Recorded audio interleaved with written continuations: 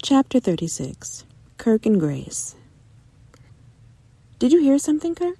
Were we bumped? Probably nothing to worry about. Maybe bags shifting or a piece of flotsam. No cause for alarm. His rationale was acceptable, so she tried to get back to sleep. She felt his arms slide around her and draw her to him. Yes, his usual, she thought. Come close. Let me hold you. I haven't even said how happy I am you flew back to meet me. A momentary glint of guilt flashed through her. She rolled over to face him, but put up a hand to stop his obvious move for a kiss. Why? What? Not even a kiss anymore? Not right now, okay? She had to continue the act of being hurt because of the haunts of years ago. I want to keep him at bay until we get home, and I follow through with my plan. Kirk! Grace jumped at the barrage of footsteps that filled their cabin. High-beam flashlights blinded them as each was pulled from the bed and placed face down on the floor. What the F is going on here? An edge of anger was in Kirk's voice. U.S. Department of Drugs and Alcohol, sir. I suggest you remain silent. They lay side by side, both in handcuffs. She was positioned so that she could see the lit-up dial of the clock. 10 o'clock p.m. Same time in St. Thomas. Cyril said he'd be at his villa in the hills. She had managed to catch a signal while ashore. Kirk had drifted off to look at the usual island crafts and to engage with the locals like he enjoyed doing. Cyril had vaguely mentioned being busy around 10. He didn't say why. But he assured her everything would be all right. I dare him to say that. Look where I am now. Face down in handcuffs with a gun pointed at my back.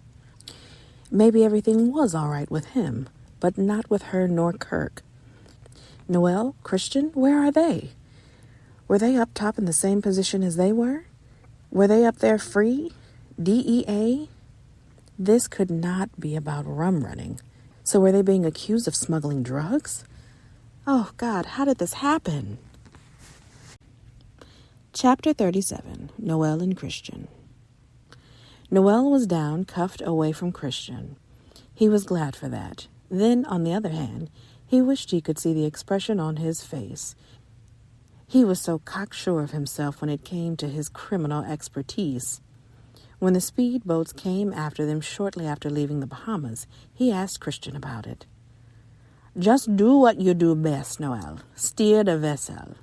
What's going on here, I have under control. Okay.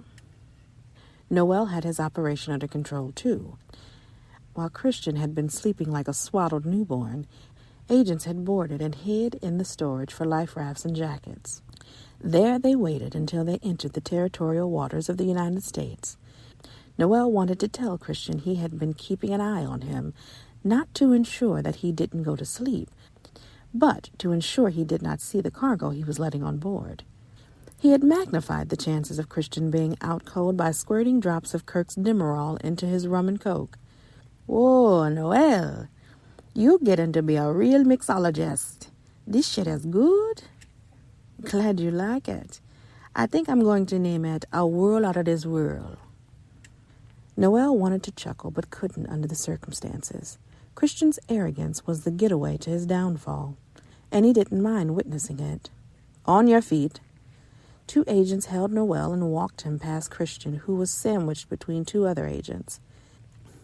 The harbor was clear of all vessels except the Summer Breezes and a U.S. Coast Guard vessel. The pier was lit up as if it was ready for an all-night riverfront dance-off. Instead of people strolling about, a row of official law enforcement vehicles streamed for what seemed a half a mile or more. A hulking beast of a reinforced steel received the detainees from the Seabird. The officer greeted the first one escorted from it. Welcome to the United States Southern District of Florida, Mr. Sancho. We're glad to accommodate you. The agents, still shrouded, escorted Christian, Noelle, Kirk, and Grace to separate vehicles where officers loaded them for transport to jail. All had moved along in stunned silence.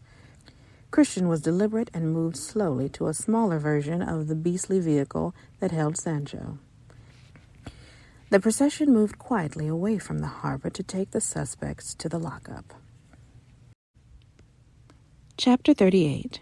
Grace. Cyril had given sketchy details about what was going to happen, but this was scary and not at all fun. Thank God this was not a group of trainees. Jackson Salome, Grace's personal attorney, showed up to get her out of custody. Grace? Yes, Jackson. You've done your part to save our world. Now what's your next heroic act? He tried to lighten the heaviness that hung about them. She patted him on the arm as she walked with him to his car. She started to add her own light banter, but she didn't want to waste the words or energy doing so. And so much for doing things politically correctly and politely. That's the superficial fluff she planned to shed, starting right then. I want you to draw up divorce papers. Jackson's head did an unusually hard turn toward her. That was not what he expected from someone who had just been a part of an international drug bust, and definitely not from Grace, who was always demure and compliant. This was a facet of her he had not witnessed before. Maybe being scooped up in this operation, whether Kirk was involved or not, was the catalyst that made this side of her come to light. It won't be so cut and dry. You and Kirk have a lot you've accumulated, Jackson finally managed to say. I want nothing, absolutely nothing, except my freedom and the funds I've accumulated from my book royalties. Everything else Kirk can have. It's up to him to do right by the children. He's not a bad man. He will do the right thing. Well, I'll start on this when I get into the office tomorrow.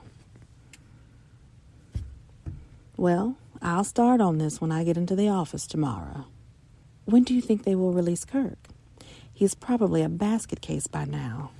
To avoid being sued for false arrest and imprisonment, the authorities have made it seem they thought he was a part of the drug smuggling operation. They'll interrogate him briefly, then let him know on good authority they found out he wasn't. Enough of this life for me. I think I know exactly where I'm going to land, so I'll have no more of these encounters. I suppose it'll be one of those little, quiet, laid-back islands, where nothing like what you just went through could ever happen, right? They looked at each other and laughed. Chapter 39. Kirk. In the interrogation room, Kirk looked around. How the hell did I get mixed up in this? The whole anniversary trip became a living nightmare.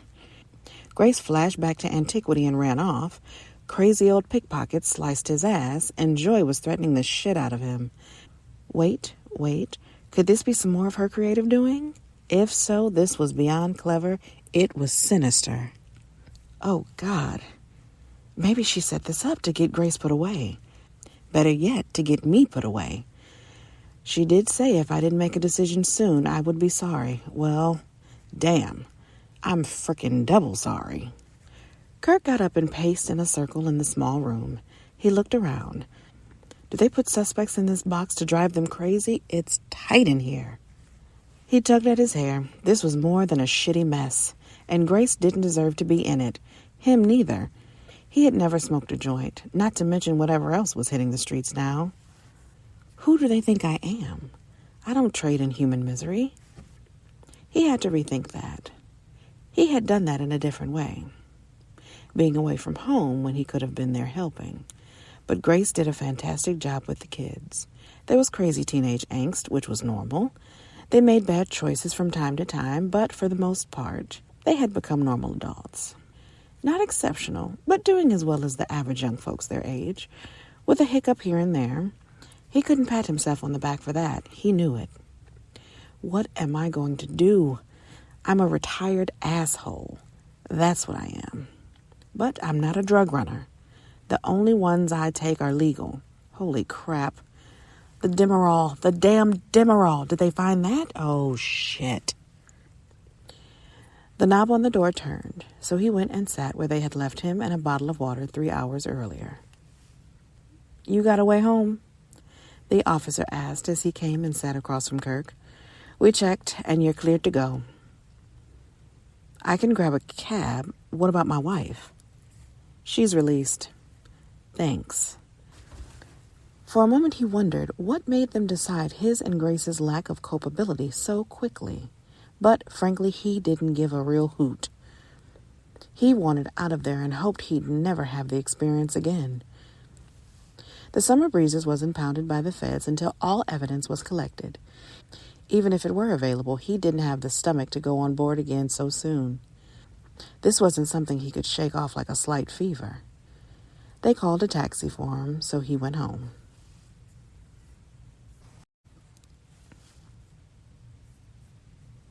Chapter 40. Cyril. The gorilla and his troops have been caged. What are you talking about, Cyril? Marie, I will tell you the whole story when you come home. What? Not coming back?